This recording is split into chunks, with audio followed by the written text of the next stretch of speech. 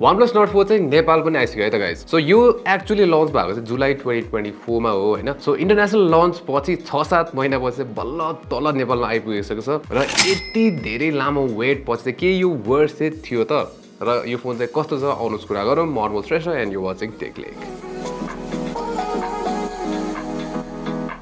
अब यो फोन चाहिँ पुरै ब्लास्ट फ्रम द पास्ट जस्तो फिल भइरहेको थियो किनभने यसमा चाहिँ फुल मेटल युनि बडी छ के। सब आजकल चाहिँ फोन्सहरुमा हुन्छ नि ग्लास स्यान्डविच आउन थालेको चाहिँ धेरै नै भइसक्यो जसले गर्दाखेरि मेटल बडी भएको फोन त अलमोस्ट हराइ नै सक्यो भन्दाखेरि हुन्छ। तर यो फोनले चाहिँ अलमोस्ट मेटल बडी दिएको भएर चाहिँ मलाई पुरै त्यो नोस्टाल्जिक फिल चाहिँ आइरहेको थियो। अब भन्नै पर्दाखेरि चाहिँ फोन्सहरुमा यो मेटल हटाउनेको रिजन भनेको चाहिँ यसले चाहिँ 5G नेटवर्कमा चाहिँ इन्टरफियर गर्छ भनेर हो। तर यो नर्ड 4 मा हेर्ने भने चाहिँ 5G ब्यान्डहरु चाहिँ धेरैवटा ठाउँमा छ के जस्तै तलपट्टि यो लामो 5G ब्यान्ड पनि दिएको छ। प्लस नेपालमा 5G नेटवर्क छँदै छैन सो नेपालमा खासै फरक पनि परेन हैन। तर जे होस् राम्रो देखिन्छ यो मेटल युनि बडी हैन। प्लस यो चाहिँ तीनटा कलर्समा अवेलेबल छ इन्क्लुडिङ यो जुन सिल्भर कलर छ र भन्नै पर्दाखेरि यो सिल्भर कलर हामीसँग भएको चाहिँ बेस्ट कलर अप्सन नै भन्दाखेरि हुन्छ यसको।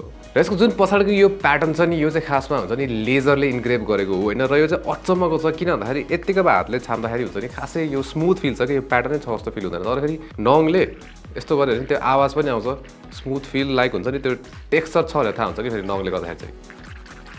सो यो चाहिँ दामी लाग्यो मलाई। र प्रोटेक्सनको कुरा गर्दाखेरि चाहिँ यसमा हामीले IP65 रेटिङ पनि पाउँछौँ। सो यसो पानीको धारामा हल्का भिज्यो भने खासै फरक चाहिँ पर्दैन। प्लस यसमा एक्वा टच भन्ने फिचर पनि दिएको छ डिस्प्लेको लागि। सो हुन्छ नि यो चाहिँ अब तपाईँको हात भिजेको छ भने पनि त्यो नर्मल जसरी चलाउन सक्नुहुन्छ। र मेरो एक्सपिरियन्समा मेरो हात भिजेको छ भने पनि मैले चलाउँदाखेरि चाहिँ त्यस्तो हुन्छ नि टच रेस्पोन्स नहुने इस्यु चाहिँ भएन। सो ठिकै लाग्यो यो फिचर पनि। अब त्यो बाहेक यसको 6.74 इन्चको डिस्प्ले चाहिँ 1.5 के रेजोल्युसन एमोलेड डिस्प्ले हो हैन। र राम्रै छ हुन्छ नि घाममा हेर्दाखेरि चाहिँ अलिकति यसको ब्राइटनेस नपुगे हो कि जस्तो चाहिँ मलाई लागिरहेको थियो। तर त्यो बाहेक डिसेन्ट नै छ यसको डिस्प्ले। त्यसै गरी यसमा प्रोटेक्सनको कुरा गर्ने हो भने चाहिँ OnePlusले यहाँ कुनै पनि जस्तो गोरिल्ला ग्लास त्यस्तो भन्ने चाहिँ केही पनि दिएको छैन हैन। लाइक हुन्छ नि यो चलाउँदाखेरि चाहिँ झर्यो भने फुटिहाल्छ कि भन्ने चाहिँ त्यो मेरो दिमागमा चाहिँ भइरहेको थियो के। प्लस अब यो पुरै मेटल बडी दिइसकेपछि एटलिस्ट कुनै हार्डन ग्लासको प्रोटेक्सन दिएको भए झन् ओभरअल प्रोटेक्सन दामी हुन्थ्यो नि त हैन। हुन त अब मेटल बडी भन्दा फेरि यसमा कुनै हुन्छ नि त्यो ड्यामेज नलाग्ने चाहिँ हैन झर्यो भने अब अलिकति डेन्ट सेन्ट त लागिहाल्छ यसमा है। तर त्यो जुन ग्लास फोनहरु हुन्छ नि हाम्रो नर्मल टिपिकल त्यो जस्तो प्याट्ट फुटी चाहिँ हाल्दैन। सो डिजाइन डिस्प्लेमा चाहिँ यो फोनमा खासै केही पनि कम्प्लेन्ट्स छैन। अब कुरा गरौँ पर्फर्मेन्सको। सो यसमा चाहिँ हामीले क्वालकमको स्न्यापड्रागन 7+ जेन 3 चिपसेट पाउँछौँ जुन चाहिँ क्वालकमको जुन फ्ल्यागशिप चिपसेट छ स्न्यापड्रागन 8+ जेन 1 त्यो भन्दा चाहिँ बेटर परफर्म गर्न सक्छ। र यो चिपसेट चाहिँ खासमा 2 वर्ष अगाडि चिपसेट हो यो फ्ल्यागशिप चिपसेट हैन।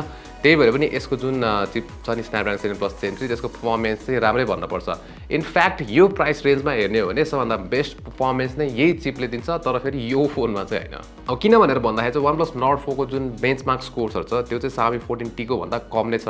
तर फेरि सेम चिपसेट भएको Realme GT6T को स्कोर्सहरु हेर्ने हो भने चाहिँ त्यसले Xiaomi 14T लाई आउट परफर्म नै गर्छ। तर फेरि यो भन्दै गर्दाखेरि OnePlus Nord 4 को जुन गेमिङ स्कोर्सहरु छ गेमिङ टेस्टमा त्यो चाहिँ Realme GT6T भन्दा चाहिँ बेटर छ। झन् गेन्सिन इम्प्याक्टमा त हामीले Realme GT6T मा चाहिँ मिडियम सेटिङ्समा टेस्ट गरेको थियौँ। तर फेरि OnePlus Nord 4 मा हाई सेटिङ्समै टेस्ट गर्दाखेरि नै हुन्छ नि Realme GT6T को स्कोर्सहरुलाई चाहिँ त्यसले ओभरस्याडो गरिदिन्छ लाइक बिट नै गरिदिन्छ। अब यो चाहिँ खासमा किन भन्दाखेरि नि Realme GT6T जतिखेर मार्केटमा आएको थियो त्यतिखेर चाहिँ स्न्यापड्रागन 7+ जेन 3 जुन चिपसेट थियो नि त्यो पनि नयाँ नै थियो। त्यसले गर्दाखेरि चाहिँ गेम्सहरुको लागि राम्रो अप्टिमाइज थिएन। त्यही भएर स्कोर्सहरु चाहिँ नराम्रो थियो यसको हैन। प्लस अब हामीले अहिले रिसेन्टली टेस्ट पनि गरेको छौँ त्यो जुन टेस्ट गरेको स्कोर्सहरु छ त्यो चाहिँ पुरानै हो। तर फेरि अब OnePlus Nord 4 यो आएको टाइम पनि भइसक्यो त्यसले गर्दाखेरि स्न्यापड्रागन 7+ जेन 3 जुन चिपसेट छ त्यो पनि अप्टिमाइज भइसक्यो अहिले चाहिँ गेम्सहरुको लागि बेटर छ। त्यही भएर नि स्कोर्सहरु चाहिँ यसको बेटर नै छ। तर फेरि अब गेमिङकै कुरा गर्दाखेरि चाहिँ यो फोन गेम खेल्दाखेरि तातिन्छ किन भन्दाखेरि मेटल बडी भएर हैन। सो त्यसले गर्दाखेरि हुन्छ नि सस्टेन परफर्मेन्स भने चाहिँ यसको त्यति राम्रो छैन। सो त्यसले गर्दाखेरि चाहिँ तपाईले गेम खेल्नुहुन्छ भने म्याक्स सेटिङ्समा नखेलेकै बेटर भन्छु म चाहिँ हैन। तर फेरि यो जति छिटो तातिन्छ नि त्यति छिटो सेलाउँछ पनि अब त्यही मेटल बडीले गर्दाखेरि नै। तर फेरि परफर्मेन्समा भने हल्का लिमिटेसन चाहिँ छ। अब कुरा गरौँ यसको क्यामेराजको जुन चाहिँ अन पेपर हेर्दाखेरि चाहिँ राम्रै छ है। 50 मेगापिक्सलको मेन क्यामेरा त्यसै गरी 8 मेगापिक्सलको अल्ट्रा वाइड एंगल सेन्सर र 16 मेगापिक्सलको चाहिँ यसमा सेल्फी क्यामेरा दिएको छ। त्यसरी जुन पहाडीको दुईटा क्यामेरा देख्नुहुन्छ नि तपाईले यहाँ पहाडी त्यो चाहिँ सोनीको सेन्सर हो। सो मेन सेन्सर छ सोनीको LYT600 त्यसै गरी अर्को पनि सोनीकै सेन्सर हो अल्ट्रा वाइड। तर फेरि OnePlusले स्पेसिफाई चाहिँ गरेको छैन ठ्याक्कै कुन चाहिँ हो भनेर। अब 8 मेगापिक्सलको क्यामेरा अल्ट्रा वाइड भए पनि हुन्छ नि लाइक यो सेकेन्डमा चाहिँ सबभन्दा कम मेगापिक्सल भएको क्यामेरा हो हैन। तपाईले एटलिस्ट अरु ब्रान्डहरुमा चाहिँ 12 मेगापिक्सल चाहिँ देख्नुहुन्छ।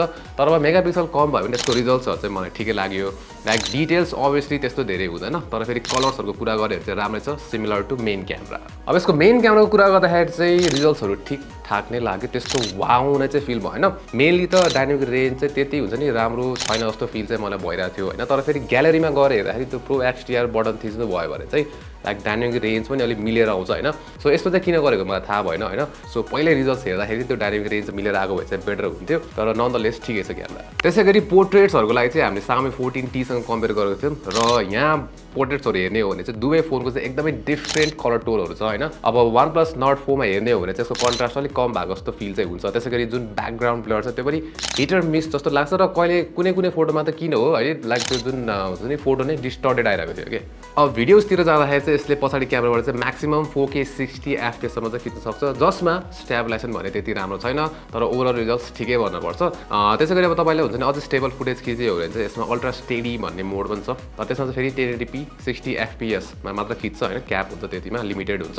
त्यसै गरी यसमा चाहिँ सिनेम्याटिक मोड पनि छ जसमा चाहिँ तपाईँले त्यो ब्याकग्राउन्ड ब्लरवाला भिडियो चाहिँ खिच्न सक्नुहुन्छ त्यो चाहिँ अझै झरेर 1080p 30 FPS मा मात्र खिच्न सक्नुहुन्छ है तर फेरि यो मोडमा चाहिँ हामीले भिडियो खिच्दाखेरि के पायौँ भन्दाखेरि अलिकति यस्तो हल्लियो भने हुन्छ नि कपालको एजेसहरू जुन फेसको एजहरू त्यति राम्रो डिटेक्ट चाहिँ गर्दैन तर फेरि सेम कुरा हामीले सामी 14T सँगै खिच्दाखेरि चाहिँ त्यो इस्यु भन्ने चाहिँ हामीले सामी 14T मा चाहिँ देखेनौँ अब ब्याट्रीको कुरा गरौँ सो यो फोनमा चाहिँ हामीले 5500 mAh को ब्याट्री पाउँछौँ जुन चाहिँ हायर एन्डमै भन्नुपर्छ र यो फोन मैले दिनभरि चलाउँदाखेरि 100% बाट 2% सम्म झार्नको लागि चाहिँ 12 घण्टा जस्तो युज गर्नु परेको थियो जसमा चाहिँ 9 घण्टाको स्क्रिन अन टाइम पाएको थियो सो ब्याट्री चाहिँ राम्रो छ प्लस चार्जिङ स्पिड पनि यसको राम्रै हो 100 वाट चाहिँ वायर्ड चार्जिङ सपोर्ट गर्छ भने जुन तपाईँले OnePlus को Nord 4 को बक्स चाहिँ भएको छ पातलो बक्स त्यसमा चार्जर चाहिँ आउँदैन है फेरि त्यसै गरी जुन 100 वाटको चार्जर छ त्यसबाट चार्ज गर्नुभयो भने चाहिँ 0 to 100% 28 मिनटमा क्लेम गरेको छ OnePlusले तर फेरि के छ भन्दाखेरि त्यो चाहिँ बक्समा आउँदैन र हुन्छ नि तपाईँले त्यो फुल चार्ज स्पिड पाउनको लागि चाहिँ OnePlusकै चार्जर युज गर्नुपर्छ हुन त यसले पिडीहरू पनि सपोर्ट गर्छ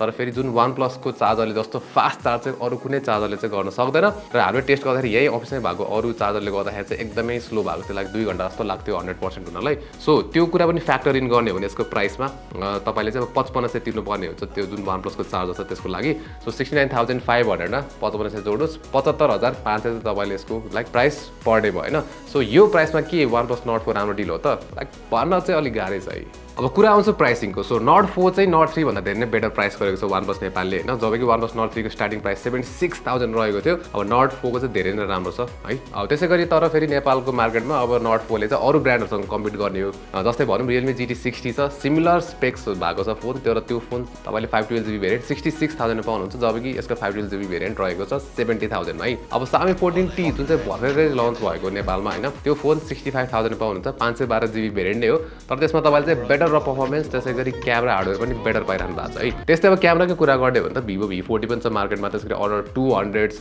है त्यसैगरी चाँडै V50 पनि लन्च हुन्छ Vivo को सिमिलर प्राइसिङ रेन्जमा सो ओभरअल हेर्ने हो भने चाहिँ यो प्राइस सेगमेन्टमा चाहिँ Nord 4 न त परफर्मेन्सको हिसाबमा अगाडि छ न त क्यामेरा वाइज नै अगाडि छ सो हार्डवेयर मात्र हेर्ने हो भने त Nord 4 चाहिँ हुन्छ नि लाइक अपिलिङ चाहिँ देखिँदैन तर फेरि सफ्टवेयरको कुरा गर्ने हो भने त Samsung को Galaxy A55 त like one of the best एक सफ्टवेयर एक्सपिरियन्स नै पाउनुहुन्छ है सो लास्टमा गएर यसको नेल इन द कफिन भनेको चाहिँ खासमा यसको आफ्नै चार्जर नै बनिदिन्छ किनभने यो प्राइस सेगमेन्टमा अलमोस्ट सबै फोनहरुमा चाहिँ तपाईले बक्समै चार्जर पाउनुहुन्छ A55 बाहेक तर A55 मा चाहिँ एटलिस्ट Samsungले हुन्छ नि फ्री चार्जर नै बन्डल गर्दै हुन्छ with the box so OnePlus नेपालले OnePlus 13R जसरी 1000 रुपैयाँ एक्स्ट्रा तिरेर चाहिँ 100 वाटको चार्जर पनि आउने भनेर बन्डल गरिदिएको भए चाहिँ यो धेरै नै बेटर डिल हुन्थ्यो सो यसले गर्दाखेरि चाहिँ हुन्छ नि फोन चाहिँ अब प्रिमियम मेटल बडी भए पनि Snapdragon 7 Plus Gen 3 चिपसेट भए पनि एज एन इन्डिभिजुअल प्रोडक्ट प्राइसले गर्दाखेरि चाहिँ हुन्छ नि रेकमेन्ड गर्न गाह्रो हुने दिनहरु पनि आयो के सो हुन्छ नि अब OnePlus Nord 4 राम्रै प्रोडक्ट भए पनि हुन्छ नि अहिलेको लागि विथ अ हेभी हार्ट त्यति रेकमेन्ड गर्न सजिलो त छैन सो अहिलेको लागि चाहिँ यसलाई